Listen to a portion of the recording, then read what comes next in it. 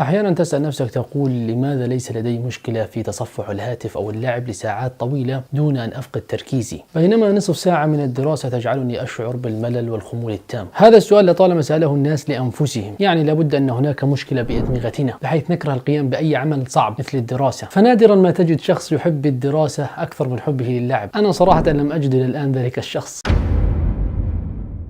دعني أخبرك قبل كل شيء أن هذا الشعور ليس من مشكلة بك أو في دماغك الذي خلقه الله عز وجل في أحسن تقويم، كان تحب اللعب أكثر من الدراسة مثلا، بل هي مجرد سلوكية لو غيرتها سيتغير كل شيء، وأنا هنا لأخبرك كيف تغيرها بإذن الله تعالى من منطلق علمي. جاء عالمان وقرروا أن يجدوا طريقة في الدماغ تجعل الناس تحب الدراسة كما تحب اللعب أو بنفس الدرجة، طريقة تجعل الناس تتحمس للقيام بالأعمال الصعبة كما تتحمس عند القيام بالأعمال السهلة كتصفح الهاتف، الأكل، اللعب إلى آخره. وجلبوا فأرين وقاموا بتوصيل أقطاب كهربائية في أدمغتهم بحيث تؤثر على مركز المتعة لديهم، المركز الذي إذا تفاعل يطلق به الدوبامين، وبالتالي يشعر الشخص بشعور المكافأة والمتعة، الشعور الذي نشعر به عندما نتصفح الهاتف أو نلعب.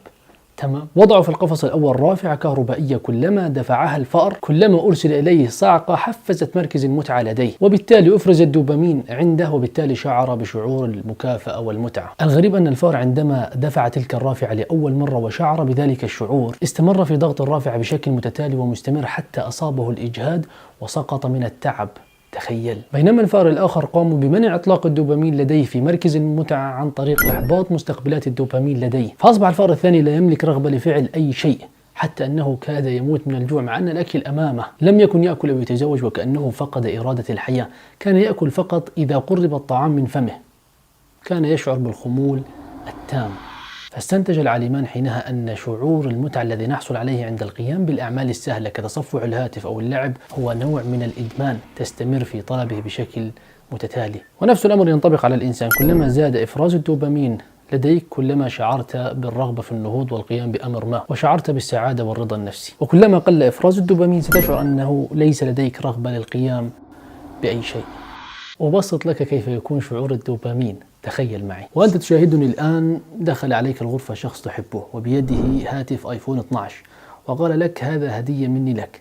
تخيل الموقف، ستفرح صحيح؟ طبعا إذا لم تشعر بأي شيء أنت لا تعاني المشكلة في الدوبامين، بل تعاني المشكلة في نظام التخيل نفسه. فحاول أن تندمج معي بالحلقة حتى تحصل على الفائدة كاملة. اسلموا. يلا.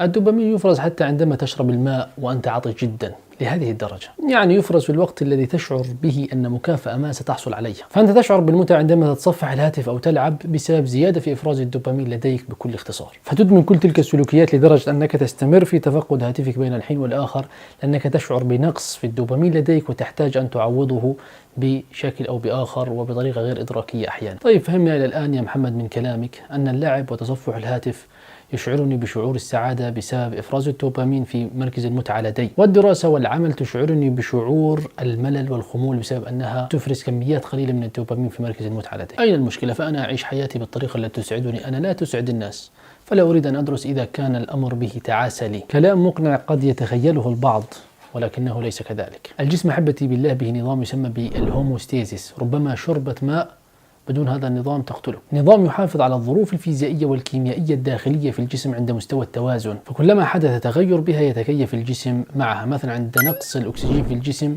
تشعر بشعور التقيؤ، عندما تنخفض درجة حرارة الجسم تشعر بالارتعاش وبالتالي رفع درجة حرارة الجسم. ونفس الأمر بالنسبة للدوبامين، من كثر ما تحفزه باللعب وتصفح الهاتف أخللت التوازن به لدرجة أنه يصعب عليك أن تحفز نفسك لأمور مثل الدراسة والعمل. لذلك مدمنين المخدرات يجدون صعوبة في التكيف مع الحياة العادية عند الإقلاع، لأن الحياة العادية والسلوكيات التي بها تحفز الدماغ بكميات قليلة من الدوبامين التي كان يحصل عليها من الجرعات الخارجية من المخدرات، فلا يتأقلم بسهولة. فالأشخاص المدمنين على مشاهدة الأفلام الإباحية أو اللعب أو تصفح الهاتف لساعات طويلة أو القيام بالأعمال السهلة والتي بها شعور متعة يصعب عليهم التأقلم مع الأمور العادية مثل الدراسة أو العمل، فيقول لك حينها هذه الأمور لا تجلب لي السعادة، لماذا سأقوم بها؟ والسبب أنه أدمنها، فلم يعد الدماغ يفرز الدوبامين لديه بالكمية المطلوبة عند القيام بالأعمال الصعبة والمهمة في حياته، فيصبح ضمن المفهوم الاجتماعي فاشل.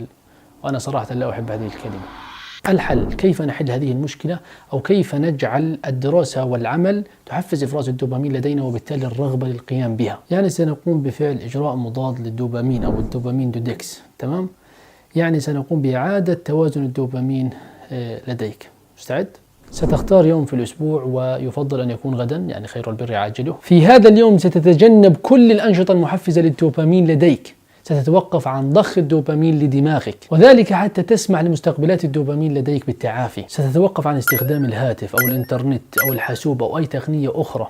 ستتوقف عن الاستماع للموسيقى والأكل غير الصحي. ستتوقف عن أي شيء يحفز إفراز الدوبامين لديك بسهولة، سواء كان محلل أو محرم. يسمح لك بالمشي والتأمل، أن تكون وحيد مع أفكارك بحيث تخطط وتفكر في أهدافك وتكتب هذه الأهداف على ورقة وليس على هاتف، مهم جدا.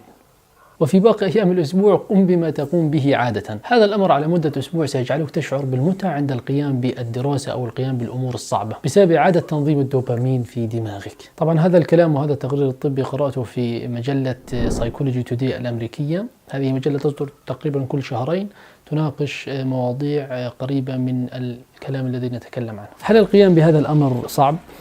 نعم بالتأكيد، لأن التغيير يكون من إرادة داخلية وأنت تملكها بإذن الله، وإلا لما تشاهدنا لهذه الدقيقة، فأهلا بك. دائما كافئ نفسك بجملة في نهاية اليوم، يعني عندما تشعر أنك تحتاج الدوبامين السريع كأن تلعب أو تتصفح الهاتف، أخبر نفسك في نهاية اليوم سأفعل ذلك الأمر وسأحصل على ذلك الدوبامين، وتستمر في العمل الصعب الذي تقوم به. لأن أغلب العلماء النفسيين يفضلون دائما أن يبدأ المرء بالعمل الصعب في يومه أو في بداية يومه. الله سبحانه وتعالى يقول: أفرأيت من اتخذ إلهه هواه فاتباع كل ما تهوى نفسك سيجعل الله عز وجل يختم على قلبك وعلى سمعك وعلى بصرك، فلا تصل إلى أي نجاح في دنياك. فلا بد أن تقوم نفسك بين الحين والآخر، لا بد دائما أن تسعى خلف التوازن في هذا الجسد الذي هو أمانة من الله عندك.